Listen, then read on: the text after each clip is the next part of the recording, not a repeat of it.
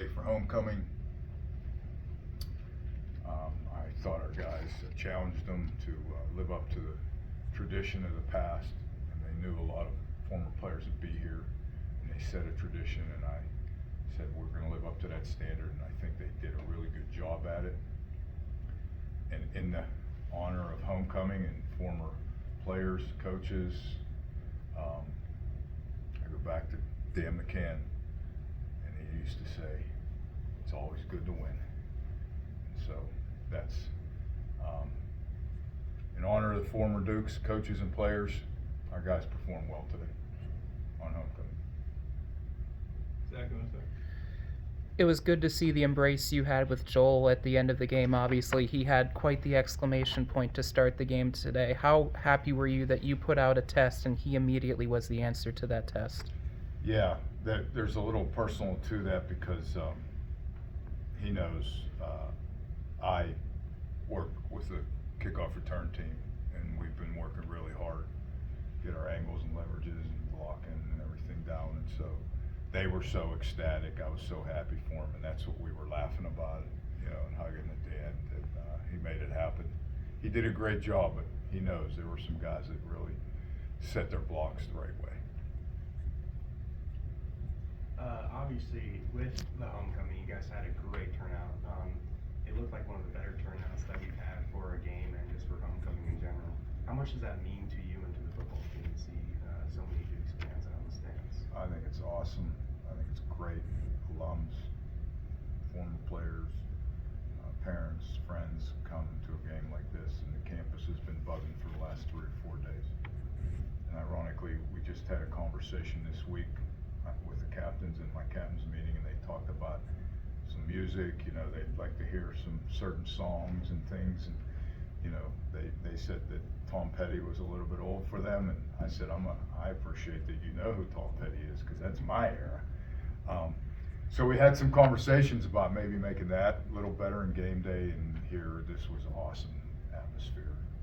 And the recruits that come and watch this game, that's what we talk about. It's not a stadium that holds 20,000 people, but it's a venue that is buzzing on a day like this, and we're, it's exciting to see everybody here supporting the Dukes.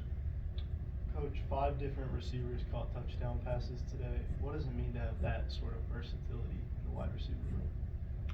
I think it's great that our quarterback understands the whole schematic of it and can go to anyone who has confidence. He's building confidence in any of those guys. So, we've talked in the past about taking away Joey Isabella, but there's some other guys that can really play. And so to be able to go to different places, and Coach Dory and his staff do a great job of getting other guys involved. Really happy for them. Past couple of weeks, we've seen the running backs really take a feature in this offense, and today was a complete flip of the script.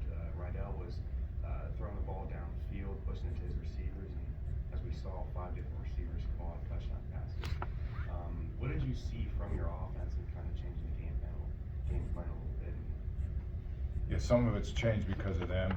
So some of those passes, and to be able to get to different guys, it's RPOs, and so the way they're playing it, they're giving you that pass and taking away the extra guy in the box.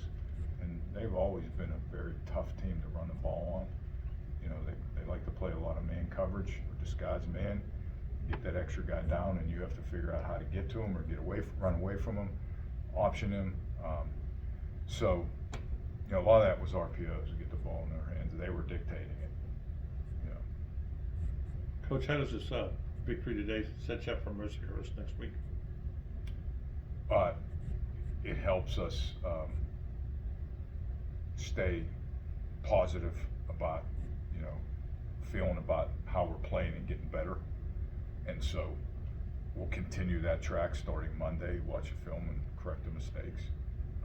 But once that's over, except for correcting the mistakes, Mercyhurst's a different thing we're going to move to on Monday.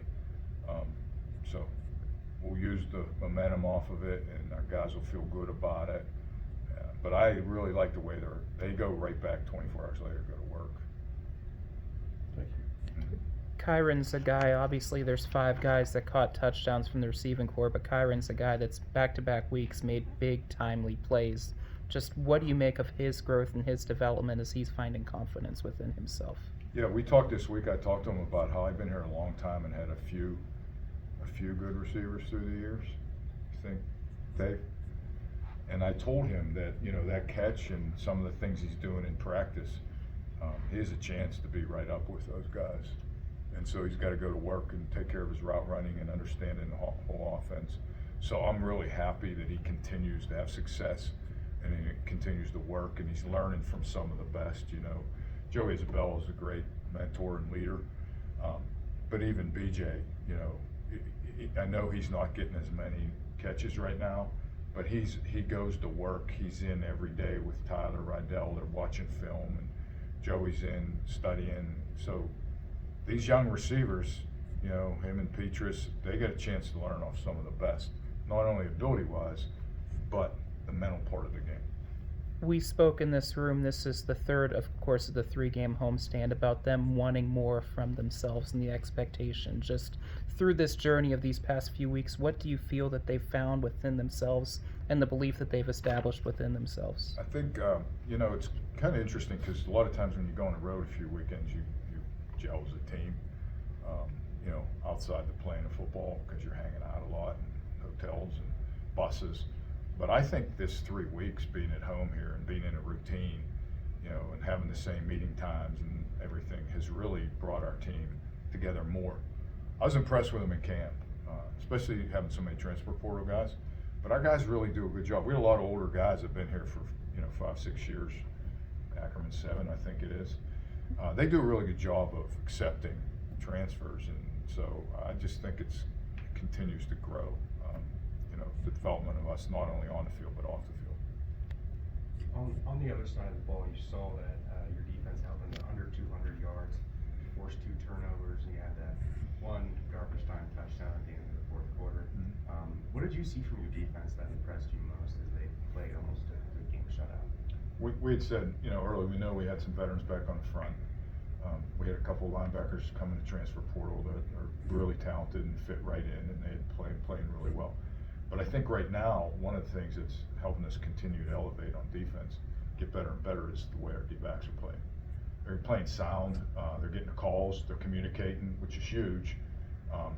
And then they're playing with confidence, where they're playing aggressively on receivers and competing, you know, for balls instead of playing off and soft. They're understanding when they have help over the top and when they can just compete. And I think that's helping our whole defense. Coach, the second quarter seemed to be your quarter before this game. I mean, you have scoreless first quarters and then come out with a couple 20-plus point second quarters. And today you put up 28 in the first quarter. We did? Yeah. So. Well, that's good to know because I had a little conversation with the offense this week, you know, but being able to execute early and start, and obviously, you know, when you have some penalties or field position stuff can add to it, but I'm glad that I wasn't totally aware of that. I know we went up 28-0, but that's good that we're able to do that. And well, one of them was a kickoff return, right? Right, yeah. When was the interception? The fumble return was in the second quarter. Or fumble return, Yeah. second quarter. Mm-hmm. Yeah, well, that's good. We put up 21 offensive points. That's great. Yeah. Well, just how important is that to start out like that? And especially one on homecoming, and then, you know, not to take anyone lightly, but St. Francis came in, you know, as the 0-5 team, and have your team come out and Yeah. put that number up. And it's a rival, and we always play tough games against them, and so it's great to see that. You know, we always say the bottom line is when that thing hits trip zeros, what's the score? But you don't want to consistently put yourself in a situation where you're behind or you're not scoring points. So I think that's huge that we were able to do that, and I'm sure I would have saw it, but my offensive staff is probably in there smiling right now because you know we started out fast. It's good.